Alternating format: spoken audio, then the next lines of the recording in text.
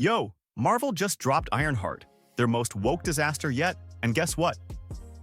The audience bounced hard. Ratings tanked.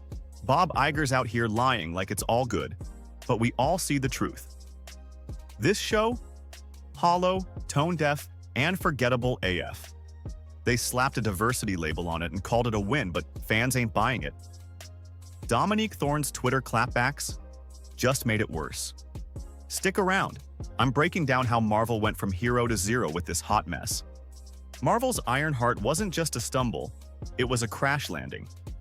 The show launched with fanfare and massive expectations, but what viewers got was a lifeless, tone-deaf spectacle that felt more like a corporate checkbox than a passion project. From the very first episode, it became painfully clear. This wasn't built for fans, it was built for shareholders. The pacing was awkward, the writing uninspired, and the entire narrative seemed disconnected from the emotional backbone that made Marvel's earlier projects resonate. Critics tried to cushion the blow with soft praise, but the online audience wasn't having it. Social media lit up with confusion, frustration, and, worst of all, silence. The kind of silence that screams, "No one's watching."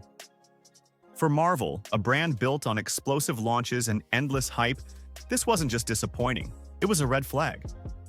Behind the scenes, executives scrambled to justify the flop, but the truth was clear. Ironheart didn't fail because audiences are tired of superheroes. It failed because the story had no heart, no stakes, and no soul. What made it worse? It wasn't even a misfire. It was a deliberate, calculated effort to create something relevant rather than something good. And that's where the real trouble begins. Before Ironheart was a show, Riri Williams was already struggling.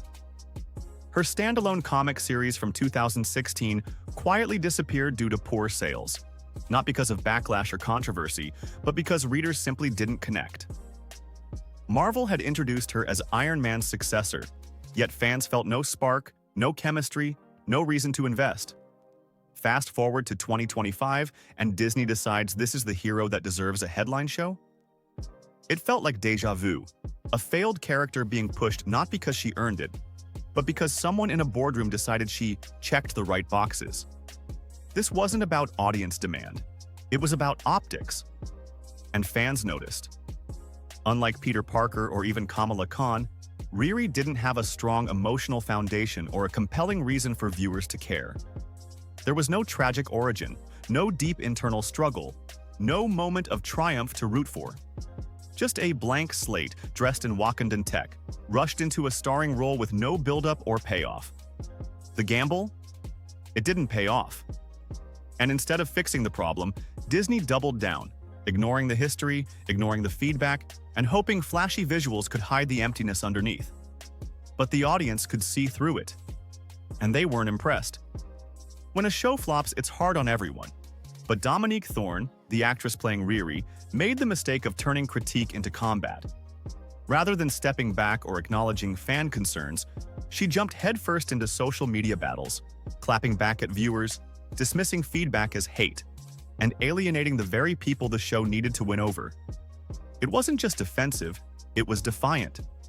What could have been a chance to connect with the fan base became a messy PR nightmare. Viewers felt silenced, not seen. Constructive criticism got lumped in with trolling, and genuine fans asking for better writing or character development were written off as toxic. It painted the cast, and by extension, Marvel, as out of touch. Instead of building bridges, Dominique's online presence burned them. And in a media landscape where fandoms can make or break a show, that kind of response was a disaster. The audience didn't just walk away because of the show's quality, they walked away because they felt unwelcome. And that's a wound even a billion-dollar brand can't ignore. Enter Bob Iger, the man with 1,000 press statements and zero accountability. As Ironheart tanked in real time, Iger took to interviews insisting the show was a huge success. No numbers, no receipts, just corporate buzzwords like engagement and reach.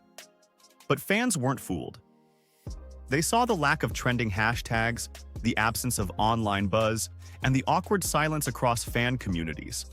And yet, Iger doubled down, spinning failure into fiction. It felt like gaslighting, Marvel wasn't just ignoring the backlash, it was rewriting reality. This wasn't about one show flopping, it was about a company refusing to learn. And the more Bob insisted things were fine, the worse it got. Because the audience knows when something's off. They know when the Emperor has no clothes. And Iger's PR spin only confirmed what many feared. The people in charge aren't listening. They're protecting their narrative at the cost of the truth. And the deeper they dig in, the faster the foundation crumbles. Bob Iger made headlines again when he boldly claimed Disney isn't part of any culture war. But fans didn't need a press release to see the pattern.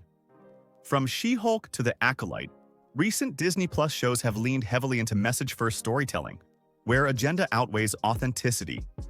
It's not the themes that upset people, it's the execution. Every time a show trades nuance for noise, fans feel preached at instead of entertained.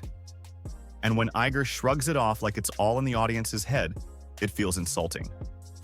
The frustration isn't about inclusion or progress. It's about lazy writing wrapped in self-righteous packaging. Fans want stories that mean something, not slogans wearing superhero suits. The more Disney denies it, the more obvious it becomes. And with each new show, the divide grows. Because pretending there's no issue doesn't fix the problem. It just makes the audience feel gaslit. And when fans feel dismissed, they don't argue. They unsubscribe. It was just one sentence, but it changed everything. Bob Iger admitted that Disney sometimes prioritizes diversity over storytelling. That quote spread like wildfire across fan forums and headlines, not because diversity is a bad thing, but because it confirmed what many already suspected. When representation becomes a checklist rather than a character arc, the story suffers. And fans aren't reacting out of spite. They're reacting out of disappointment. They want stories where diversity feels real, not forced. Where characters are built with depth, not designed for marketing slides. When Iger made that confession, he didn't just reveal Disney's internal thinking. He gave voice to the root frustration fueling the backlash. Audiences aren't against inclusion. They're against tokenism dressed up as progress. And when the message becomes more important than the medium, the soul of storytelling disappears. That moment wasn't just a slip-up. It was the mask falling off. Here's the uncomfortable truth. Audiences aren't rejecting representation. They're rejecting the way it's being packaged. Ironheart didn't fail because it featured a young black female lead. It failed because the character felt more like a product than a person. Riri Williams wasn't given time to evolve, struggle, or earn her place. She was introduced, spotlighted, and immediately treated as the next Iron Man, without ever earning the armor. The story didn't ask, "Who is Riri?" It shouted, "Here she is, accept it." That's not representation, that's branding. Fans are hungry for diverse stories, but they want them to feel organic, earned, and rooted in character, not corporate goals. Marvel used to get this.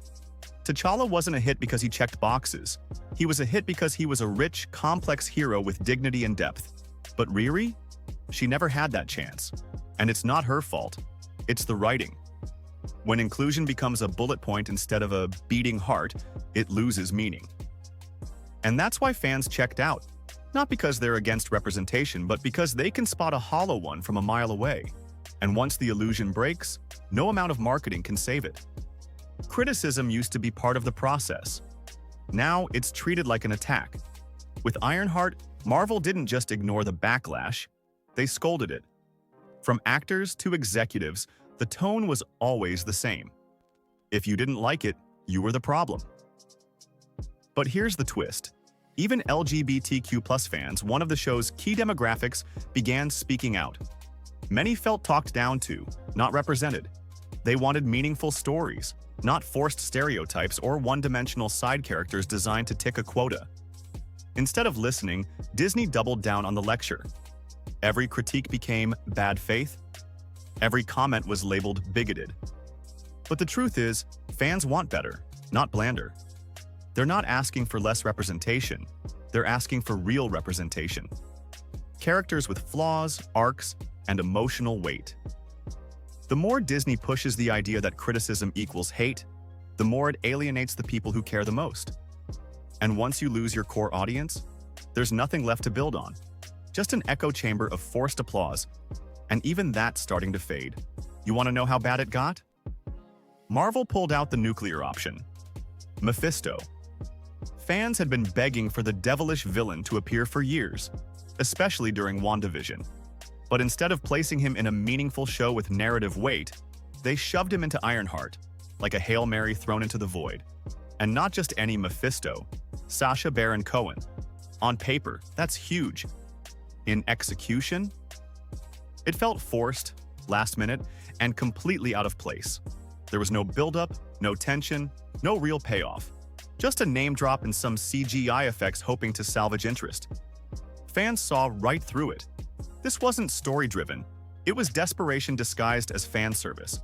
And when Mephisto can't even generate buzz, you know the show's in trouble. The most intriguing villain Marvel hasn't used, wasted as a footnote in a series no one's watching. It wasn't just a missed opportunity.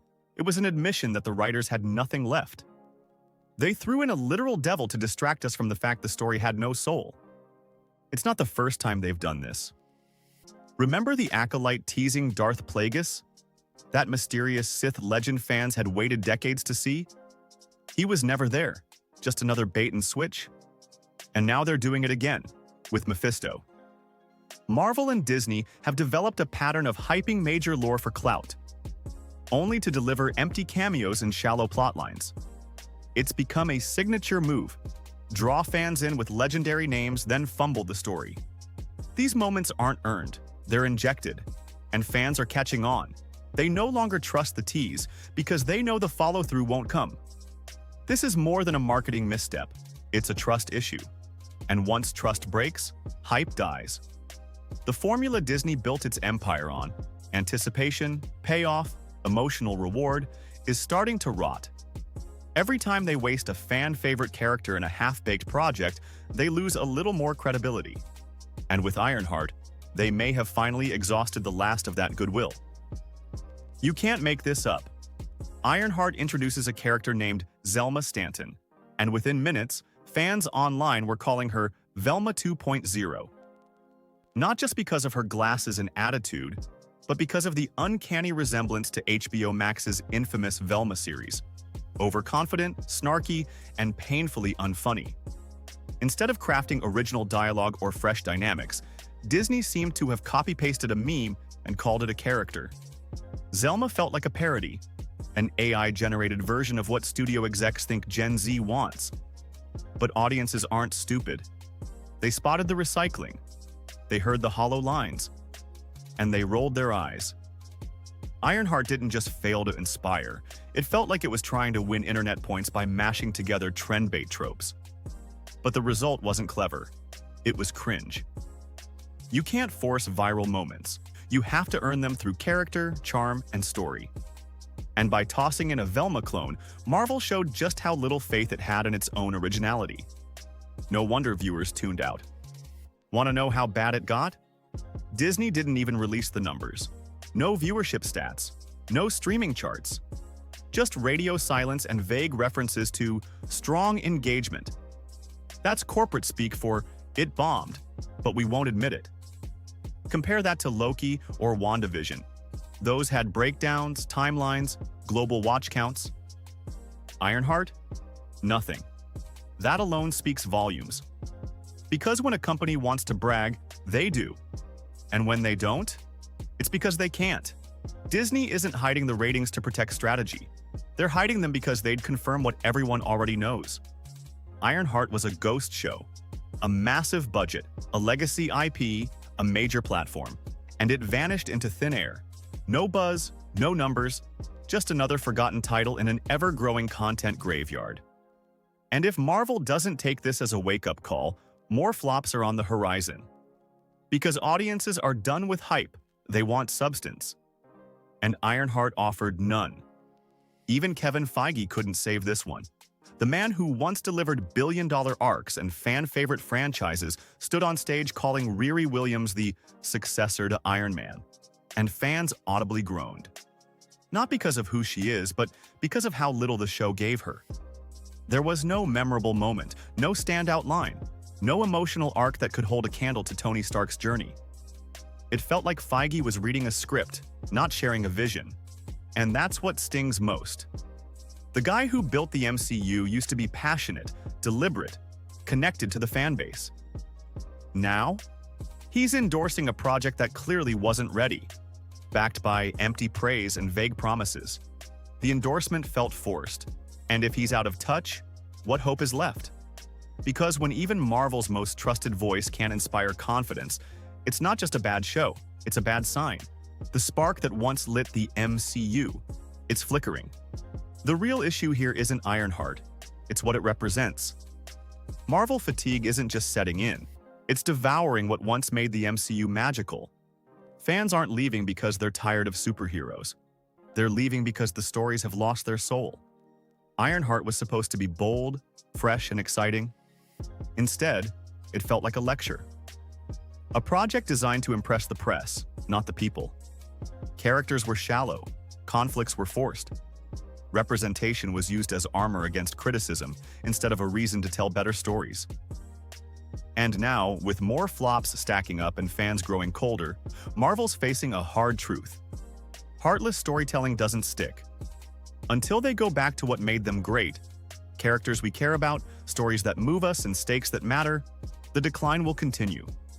Because at the end of the day, audiences don't want a message, they want a moment, and Ironheart gave them neither.